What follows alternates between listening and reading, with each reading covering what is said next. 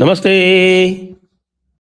आप सभी से अनुरोध है कि कृपया हमारे चैनल को सब्सक्राइब करें, वीडियो को लाइक करें और हमारे धर्मापणा मर्चेंडाइज स्टोर पर जाएं और वहां से अपनी चॉइस की विंटर क्लोथिंग अवश्य देखें और उसके अलावा अन्य भी, और आपके पास कई सारी चॉइसेस हैं, देखें। पश्चिम बंगाल में एसआईआर का दूसरा चरण आरंभ होने वाला है कल, यानी 27 दिसंबर से आरंभ हो रहा है पश्चिम बंगाल में एसआईआर का दूसरा चरण। और उस एसआईआर के दूसरे चरण के लिए 24 तारीख को एक बड़ी वर्कशॉप की गई। उस बड़ी वर्कशॉप से जो हाइलाइट्स आई हैं कि किस तरह से ये जो सेकेंड फेज एसआईआर किया जाएगा, उससे ये भी ध्वनि आ रही है कि ममता दीदी बहुत नर्वस हो गई हैं। ममता दीदी अत्यंत नर्वस हैं और उस नर्वसनेस का कारण केवल एसआईआर ही नहीं है, एसआईआर के अलावा जो बांग्लादेश की घटनाएं हो रही हैं, उससे भी वे अत्यंत चिंतित हैं। तो उस चिंता का निवारण करने में वो लगी हुई हैं। देखिए, एक तो बात माननी पड़ेगी, ममता दीदी के जुझारूपन में कहीं से भी कोई कमी नहीं है। यद्यपि उन्होंने जो सिस्टम बनाया है, उस सिस्टम ने बेचारे बंगाल की जनता का ये हाल किया है कि बंगाल की जनता पूरी तरह से उनसे त्रस्त हो चुकी है। लेकिन ममता दीदी के जुझारूपने में कोई कमी नहीं है। पहले तो मैं आपको थोड़ा-सा बता दूँ कि ये जो एसआईआर जो दूसरा चरण होने जा रहा है बंगाल में, वो अन्य स्थानों से काफ़ी भिन्न है। अन्य स्थानों से काफ़ी भिन्न इसलिए भी है क्योंकि वहाँ पर जितने एग्ज़ामिन होने हैं, टोटल हियरिंग्स जितनी होनी है, वो अत्यधिक संख्या में है। दूसरे स्थानों पर इतनी नहीं है। तो दूसरे स्थानों पे ये बड़े नॉर्मल तरीके से किया जा रहा है और वो आसानी से हो भी रहा है, उसमें कोई है-तौबा भी नहीं है। अब आप ये देखें कि 34 लाख, यहाँ पर 34 लाख ऐसे लोग हैं जिनको हियरिंग के नोटिस गए हैं। तो दूसरा चरण जो है वो केवल 34 लाख का है। ये 34 लाख वो हैं जो अनमैप्ड हैं। अनमैप्ड का मतलब आप समझिए कि जिनका नाम 2002 की जो मतदाता सूची है उसमें ट्रेस नहीं हो पाया उनके माता-पिता के ज़रिए। उनके स्वयं के ज़रिए या उनके माता-पिता के ज़रिए जिसका भी नाम ट्रेस नहीं हो पाया है, उसको बोलते हैं अनमैप्ड। तो ये अनमैप्ड है 34 लाख। इन 34 लाख की हियरिंग दूसरे राउंड में हो रही है। इसके बाद एक तीसरा राउंड और होगा। समझिए, एक तीसरा राउंड और होगा और तीसरा राउंड जो होगा, वो होगा लॉजिकल इनकंसिस्टेंसी वाला। और ये लॉजिकल इनकंसिस्टेंसी वाला कौन से हैं? ये वो लोग हैं, जैसे कि उदाहरण आए कि जिनके साहब की बाप और बेटी की उम्र में 5 साल का अंतर है, या जो व्यक्ति जो है वो स्वयं 40 साल का है और 20 साल का उसका पोता है और 30 साल का उसका बेटा है। इस तरह की बहुत सारी लॉजिकल जो इनकंसिस्टेंसीज हैं, नाम इत्यादि में है, डॉक्यूमेंट्स इत्यादि में है, ये जो लॉजिकल इनकंसिस्टेंसीज हैं, वो पश्चिम बंगाल में 1 करोड़ 40 लाख लोग हैं, इनकी भी हियरिंग होगी। 1 करोड़ 40 लाख लोगों की। तो अब अनुमान ये किया जा रहा है कि भाई कम से कम भी, क्योंकि ममता दीदी ने अपने काडर को पूरी तरह से लगा रखा है इसमें। लेकिन गड़बड़ियाँ इतनी हैं कि भाई काडर भी करे तो क्या करे? उनको कभी ये अनुमान थोड़ी था कि ये सारी चीज़ें जो हैं वो छान-फटक कर देखी जाएँगी। अब आज देखी जा रही हैं। अब आप ये देखें कि कितना इलैबोरेट अरेंजमेंट किया गया है। राजस्थान का मामला ले लेते हैं कि राजस्थान में हियरिंग्स हो रही हैं। हियरिंग्स जो हो रही हैं, तो उसमें 1 ईआरओ है, 2-3 एईआरओ है। इतने लोग मिलके आराम से हियरिंग करा लेंगे और मामला हो जाएगा। बंगाल में, जी सुनिए ध्यान से, बंगाल में हर पोलिंग बूथ के लिए एक एईआरओ सॉरी, हर 15 पोलिंग बूथ के लिए 1 एईआरओ नियुक्त किया गया।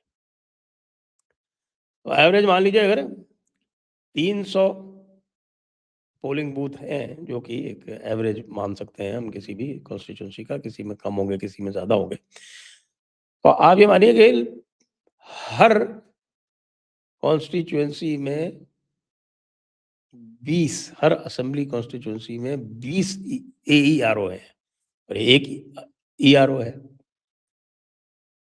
इसके अतिरिक्त हर एईआरओ के साथ में सेंट्रल गवर्नमेंट का एक माइक्रो ऑब्जर्वर है, जो सारी कार्रवाई देखेगा। तो सारी कार्रवाई देख के उसको जो भी गड़बड़ी प्रतीत होगी वो ऊपर वालों के ध्यान में लाएगा। ऐसे में क्या होता है, उसी टेबल पे हियरिंग हो रही है और उसी टेबल पे एक व्यक्ति बैठ के देख रहा है, वो भी आपकी सर्विस का नहीं है, सेंट्रल गवर्नमेंट का है। ये अलग बात है कि सेंट्रल गवर्नमेंट के जो एम्प्लॉइज़ हैं, उनके साथ बड़ी दिक्कत हो गई है। अब वो कहाँ-कहाँ से लिए जा रहे हैं, कोई रेलवे से लिया जा रहा है, कोई पोस्ट एंड टेलीग्राफ से लिया जा रहा है, कोई साइंटिफिक एस्टेब्लिशमेंट से लिया जा रहा है।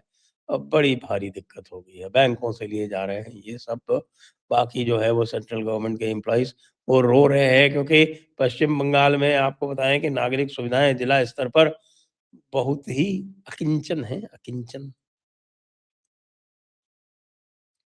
हम लोग जब इन्फॉर्मली रेट करते थे, जब एज़ ऑब्जर्वर जाते थे कि well which is the most preferred and which is the least preferred. तो लीस्ट प्रेफर्ड में नीचे से नंबर 1 पश्चिम बंगाल होता था, नीचे से। आप समझ सकते हैं क्यों? क्योंकि स्थितियाँ जो हैं गवर्नमेंट गेस्ट हाउसेस की बहुत ही पुअर हैं। और अब आप ये देखें कि एक-एक कॉन्स्टिट्यूएंसी, अब 294 कॉन्स्टिट्यूएंसी है, उसमें आप 20 से गुणा कर लीजिए। मतलब 6000 सेंट्रल गवर्नमेंट ऑफिसर गाँवों में जाएँगे, कहाँ रहेंगे, क्या करेंगे? और एक दिन भी नहीं रहना है। अभी तो होगा साहब, ये पहला ये चल रहा है आपका जो एसआईआर का सेकंड फ़ेज़, ये चलेगा अभी महीने भर। उसके बाद सेकंड फ़ेज़ पूरा होगा तो सेकंड फ़ेज़ करने के बाद फिर थर्ड फ़ेज़ उससे बड़ा 1 करोड़ 40 लाख लोगों का वो चलेगा। 58 लाख डिलीट हो चुके। अब ये 34 लाख की जो एक्सरसाइज़ चल रही है, इसमें आप मान लो 50-50, 50-50 इसलिए कि तृणमूल का होमवर्क बहुत तगड़ा है। तो 58 प्लस 17 ये हो जाते हैं 75 लैक्स। अब आगे जाएगा जो ये 1 करोड़ 40 लाख का जो होगा एग्ज़ामिनेशन साहब, वो बहुत तगड़ा होने वाला है। और बांग्लादेशियों में एक धारणा आ गई है कि भाई बाकी तो सब ठीक है, हमारे पास डॉक्यूमेंट भी बने हुए हैं, लेकिन अगर इन डॉक्यूमेंट्स की जाँच हो गई, गहराई से जाँच हो गई और हम फँस गए, तो भाई हमारी हालत ख़राब हो जाएगी। दूसरा जो फैक्टर आ रहा है, वो दूसरा आ रहा है दीपू चंद्र दास वाला। दीपू चंद्र दास के बाद में आज सुनते हैं एक और हिंदू की हत्या हो गई, उसी तरह से लिंच करके। कोई अमित मोंडोल है, वो अमित मोंडोल भी वो भी दलित है। पश्चिम बंगाल में अधिकतर हिंदू जो बचे हुए हैं, वह हैं तो दलित ही ना। तो अमित मोंडोल की भी हो गई। तो ये दीपू चंद्र दास वाला जो मामला है, ये बंगालियों के, बंगाल की जनता के मानस को बहुत बुरी तरह से झकझोर रहा है। ये ममता दीदी को पता चल गया है। तो ममता दीदी क्या करती हैं पता है आपको? आपको शायद जानकारी नहीं होगी, मैं आपकी जानकारी जो है और बढ़ा देता हूँ। पश्चिम बंगाल पूरे देश में एकमात्र ऐसा स्थान है, जहाँ पुलिस को और बीडीओज़ को साल में 13 महीने की तनख्वाह मिलती है। जी, साल में 13 महीने की तनख्वाह मिलती है। और अभी आज या कल ही वेस्ट बंगाल सिविल सर्विसेज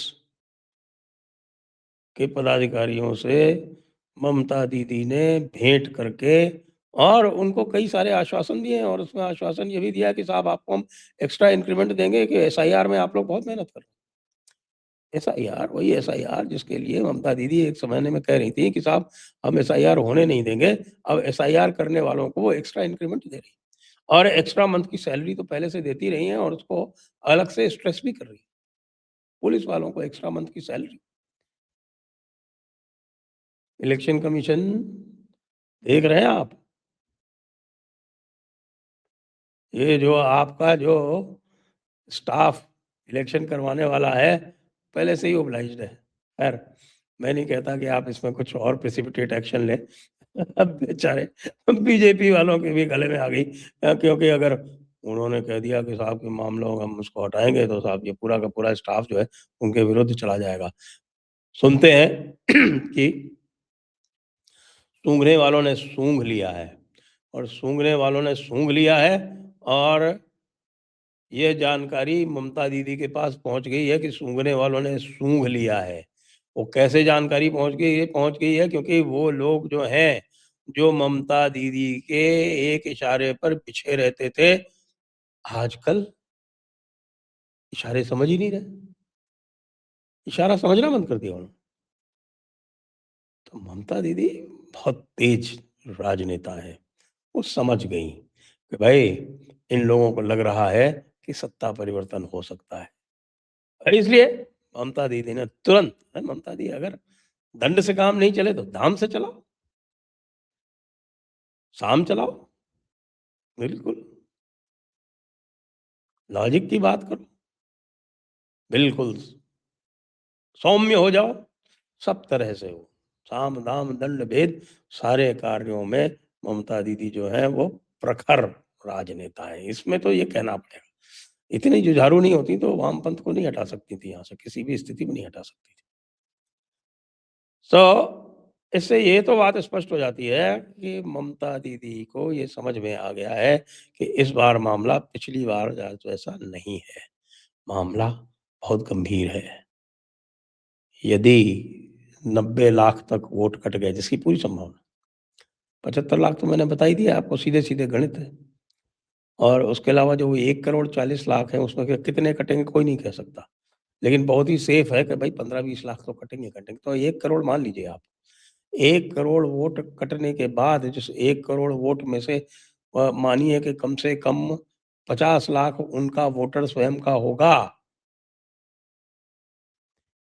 यह मानते हुए यह मानते हुए कि जो डेड वोटर्स हैं, उनके सबके वोट तृणमूल वाले नहीं डाल रहे हैं।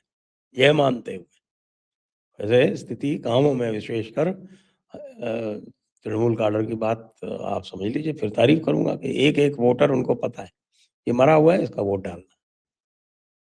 शहरों में बात अलग है, शहरों में इस प्रकार से थोड़ा-सा नहीं हो पाता है, थोड़ा यहाँ पर चीज़ें भी थोड़ी काफ़ी नज़दीकी से देखी जाती हैं, सीसीटीवी सब जगह लगे हुए होते हैं वेबकास्टिंग होती रहती है, मामला थोड़ा दुष्कर हो जाता है।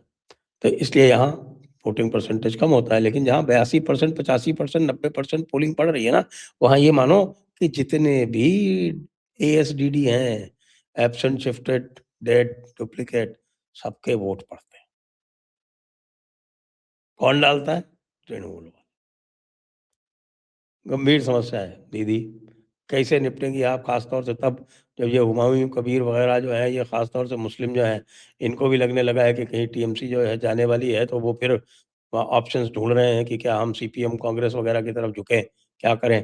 तो उनकी भी निष्ठाओं में दीदी को खोट दिखने लगा है। इसलिए दीदी चिंतित हैं। चिंता स्वाभाविक है। अब आपको लगातार हम बताते रहेंगे, जैसे ही हियरिंग्स आरंभ होती हैं, उसका ट्रेंड 2-3 दिन में पता चल जाएगा और मैं आपके सामने निश्चित लाऊँगा। जय हिंद, जय भारत, वंदे मातरम।